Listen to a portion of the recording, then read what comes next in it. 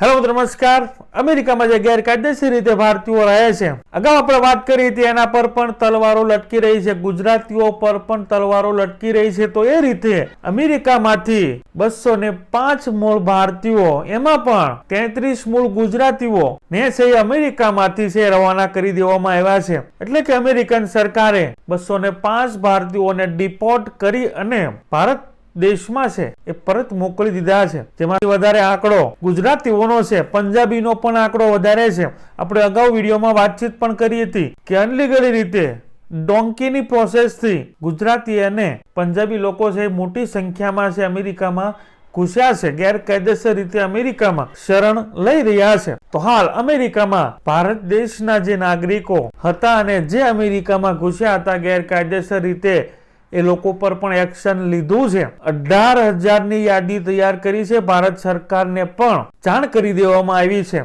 હજુ આ આંકડો છે 2 લાખ ઉપરનો છે એ માનવામાં આવી રહ્યો છે, જે સૂત્રો પાસેથી માહિતી મળી રહી છે। તો ગુજરાતમાંથી જ્યાં 33 લોકોને ડિપોર્ટ કરી ભારત પરત મોકલી રહ્યા છે, અને હવે પછી કઈ રીતે અમેરિકન સરકાર છે, અમેરિકન એજન્સી છે, એ ભારતીયો અને ગુજરાતીઓને છે અમેરિકાની બહાર છે એ કરશે, શું પ્રોસેસથી કોને પહેલી પ્રાયોરિટી આપવામાં આવી રહી છે, અને આ 205 નો પહેલો ફેરો આવ્યો છે, એ લોકો પર ભારત સરકાર છે શું કાર્યવાહી કરશે, બાદમાં ગુજરાતમાં આવશે તો ગુજરાત સરકાર પણ શું કાર્યવાહી કરશે, શું આમાં એજન્ટો પણ ફસાશે, એ દરેક વાત પર વિગતે ચર્ચા કરવી છે। અમારી ચેનલમાં ભારતમાં અને ગુજરાતમાં જે બી ઘટનાઓ ઘટતી હોય છે તેને સરળ ભાષામાં સમજાવતા હોય છે, સાથે જે મૂળ ભારતીયો, જે મૂળ ગુજરાતીઓ અમેરિકા અથવા વિદેશની ધરતી પર રહે છે તેની સાથે પણ કોઈ ઘટના બને છે તો તેનો અવાજ પણ સરકાર સુધી પહોંચાડવા માટેના વિડીયો છે આપણે બનાવતા હોઈએ છીએ। તો આ રીતે અમારા વિડીયો જોવા માટે અમારી ચેનલને તમે સબસ્ક્રાઇબ કરી શકો છો। તમારું એક સબસ્ક્રાઇબ કરવું,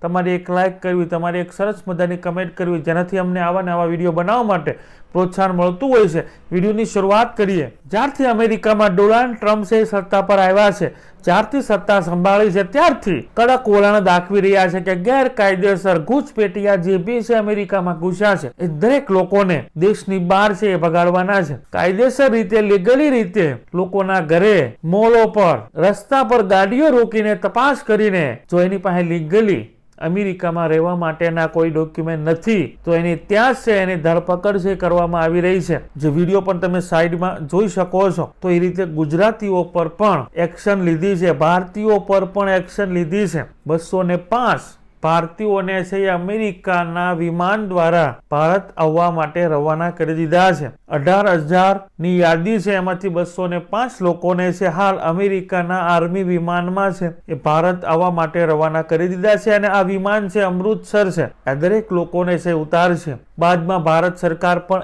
એક્શન લેશે, એ દરેક લોકોના પ્રૂફ છે એ ચેક કરશે। હા, અમેરિકન સરકારને ભારત સરકારે જે બી 18,000ની યાદીની વાતચીત કરી છે કે 18,000 ગેરકાયદેસર રીતે અમેરિકામાં રહે છે તમારા ભારતીયો, તો વિદેશ મંત્રાલયે કહ્યું છે કે કઈ વાંધો નહીં, જે ભારતીયો છે એને અમે સ્વીકારવા તૈયાર છીએ, પરંતુ ભારત સરકાર છે ભારતમાં આવ્યા બાદ એ દરેક લોકોના પ્રૂફ છે, ડોક્યુમેન્ટ છે, તપાસ કરશે, બાદમાં તેના પર શું એક્શન લે છે। સાથે જે 205 લોકો છે એમાં 33 છે એ મૂળ ગુજરાતીઓ છે, એમાં પણ મહેસાણા અને ગાંધીનગરના 20 થી 25 લોકો છે, એટલે કે જે પૂરા ગુજરાતમાંથી પ્રથમ 33 લોકો છે અમેરિકાથી પરત ફર્યા અને ડિપોર્ટ થયા છે, એમાંથી 70 થી 75% છે મહેસાણા અને ગાંધીનગર જિલ્લાના છે। અગાઉ આપણે વિડીયો પણ બનાવ્યો છે, ગાંધીનગર અને મહેસાણાના અમુક એવા ગામડાઓ છે જ્યાં પૂરા ગામડાઓ છે જેના હજારો લોકો છે એ વિદેશમાં કે અમેરિકામાં છે સ્થાયી થયા છે, કોઈ લીગલી રીતે, કોઈ અનલીગલી રીતે। તો આ રીતે ગાંધીનગરના છે એ 12, મહેસાણાના 10, સુરત અને અમદાવાદના 4 છે, બાદમાં ખેડા, વડોદરા અને પાટણના એક વ્યક્તિ છે। આ રીતે 33 લોકો મૂળ ગુજરાતીઓ ભારત દેશમાં પરત ફર્યા છે, ગેરકાયદેસર રીતે અમેરિકામાં ઘૂસ્યા હતા અને અમેરિકન એજન્સીએ તેને પકડ્યા છે, તેના પર એક્શન લીધું છે।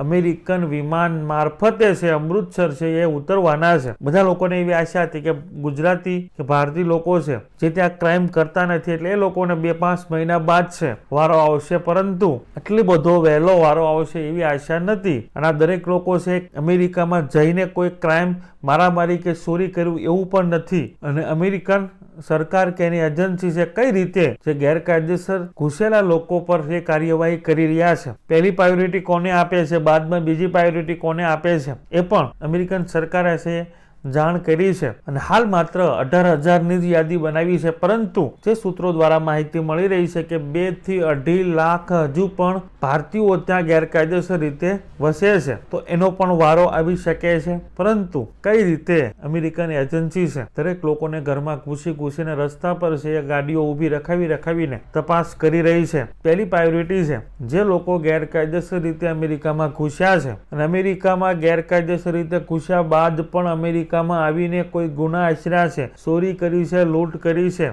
કોઈને જાનથી માર્યા છે, એવા જે ગુનેગારો છે જે ગુના કરીને અમેરિકામાં ગેરકાયદેસર રીતે હજુ પણ રહે છે, એ લોકોને શોધીને ઘરમાંથી કાઢીને જે આઈસ એજન્સી છે એ પકડી રહી છે. અને આવા ક્રિમિનલ લોકોની સંખ્યા 6 લાખ છે. થોડો સમય લાગશે, પરંતુ દરેક ક્રિમિનલને છે અમેરિકાની બહાર કરવામાં આવશે એવા આદેશ ડોનાલ્ડ ટ્રમ્પના સત્તા પર આવ્યા બાદ છે એ કરવામાં આવ્યા છે. શા માટે ગુનેગારો, ક્રિમિનલ જ્યાં એને ગુના કર્યા છે એ લોકો પર એક્શન કડક લેવામાં આવી રહી છે, એની પણ એક ઘટના છે. અમેરિકામાં એક એવી ઘટના બની, એ ઘટનાથી પૂરા અમેરિકામાં હાહાકાર મચી ગયો અને બાદમાં અમેરિકન સરકાર એ આ એક્શન છે ચાલુ કરી છે. એ સ્ટોરીની પણ આટલા વિડીયોમાં વાતચીત કરવી છે. પરંતુ બાદમાં જે લોકોના રિમૂવલ ઓર્ડર આવી ગયા છે, એટલે કે ગેરકાયદેસર રીતે અમેરિકામાં ઘૂસ્યા છે, બાદમાં શરણ લેવા માટે છે એ અરજી કરે છે, કોર્ટમાં એનો કેસ ચાલે છે, દલીલો થાય છે. જે બી દેશમાંથી એ વ્યક્તિ આવ્યો છે એના દેશનું છે ખરાબ બોલતો હોય છે, મારા જાનને જોખમ છે, મને આ દેશમાં શરણ આપવામાં આવે, અને એની વાત છે કોર્ટ અથવા એના જજ છે એને માન્ય લાગતી નથી અને કોર્ટમાંથી રિમૂવલનો ઓર્ડર છે નીકળી ગયો છે કે તમને અસાઇલમ પણ નહીં મળે અથવા તમને શરણ પણ નહીં મળે, તમારે આ દેશ જ છોડવો પડશે. તો એવા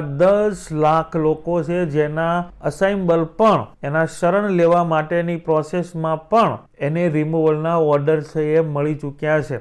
એ લોકો પણ ગેરકાયદેસર રીતે છે અમેરિકામાં રહે છે. તો બીજી પ્રાયોરિટી આવા લોકોને છે દેશની બહાર કરવાની છે. બાદમાં ત્રીજા નંબર પર જે લોકો તાજેતરમાં 2 થી 4 મહિનામાં છે અમેરિકામાં ઘૂસ્યા છે, જે અમેરિકામાં ચૂંટણી ચાલતી હતી, ડોનાલ્ડ ટ્રમ્પને છે જીતવાની શક્યતા હતી, ડોનાલ્ડ ટ્રમ્પ જે રીતે ચૂંટણીઓમાં પ્રસાર કરી રહ્યા હતા કે હું સત્તા પર આવીશ, તો જે બી ગેરકાયદેસર રીતે અમેરિકામાં રહે છે દરેક લોકોને છે એ દેશની બહાર કરીશ, આ રીતે પ્રસાર. અને જો ડોનાલ્ડ ટ્રમ્પ છે જીતી જાય છે તો પછી અમેરિકાની બોર્ડરો પર છે એ ઘૂસવું પણ નામુમકિન થઈ જશે. તો એ ચૂંટણી સમયે તકનો લાભ લઈને 2 થી 4 મહિનામાં તાજેતરમાં જે લોકો ઘૂસ્યા છે, બાદમાં એ લોકોનો વારો છે કે તકનો લાભ લઈ અને જે લોકો અમેરિકામાં ઘૂસ્યા છે, જે બી એજન્ટો થ્રુ છે 20-25 લાખ કે કરોડો રૂપિયા આપીને મેક્સિકોની બોર્ડર અથવા કેનેડાની બોર્ડર સુધી પહોંચ્યા છે અને ત્યાંથી ઘૂસણખોરી કરવાની તૈયારીમાં હતા અને કરી પણ લીધી હોય, એવા લોકોને 2 થી 3 મહિના અમેરિકા જોઈ અને પરત છે પોતાના દેશમાં છે એ જવું પડશે. અને બાદમાં જે લોકો ઘણા વર્ષો ત્યાં રહે છે, હજુ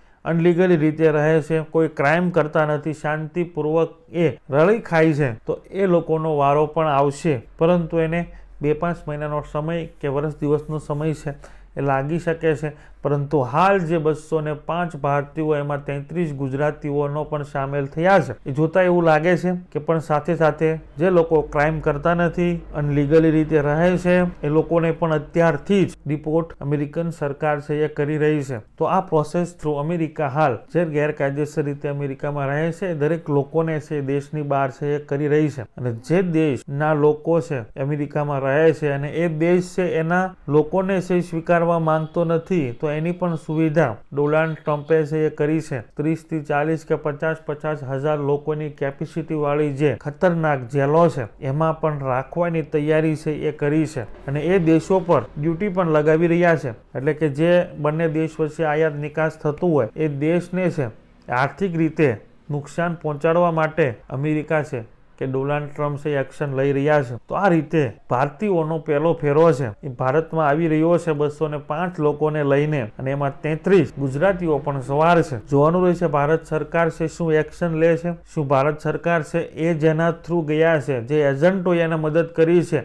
જે પૈસા લીધા છે એ દરેક લોકો પર પણ કાર્યવાહી થશે કે કેમ, અને પંજાબના પણ મોટા ભાગના લોકો છે એવું સૂત્રો દ્વારા માહિતી મળી રહી છે. તો આજે 205 લોકો છે એ આવી રહ્યા છે, 33 ગુજરાતીઓ આવી રહ્યા છે, અને જે અમેરિકામાં ગેરકાયદેસર રીતે ઘૂસપેઠિયા છે દરેક લોકોને દેશની બહાર છે એ કરી રહ્યા છે. એના પર તમારું શું કહેવું છે? તમારા વિચારો છે જરૂર કમેન્ટ બોક્સમાં છે રજૂ કરજો. અમારી ચેનલમાં ભારતમાં અને ગુજરાતમાં જે બી ઘટનાઓ ઘટતી હોય છે તેને સરળ ભાષામાં સમજાવતા હોય છે. આવા નવા વિડીયો જોવા માટે અમારી ચેનલને તમે સબસ્ક્રાઇબ કરી શકો છો. તમારું એક સબસ્ક્રાઇબ કરવું, તમારે એક લાઇક કરવી, તમારી એક સરસ મજાની કમેન્ટ કરવી, જેનાથી આવા વિડીયો બનાવવા માટે પ્રોત્સાહન મળતું રહે. Thank you. નેક્સ્ટ વિડીયોમાં મળીએ.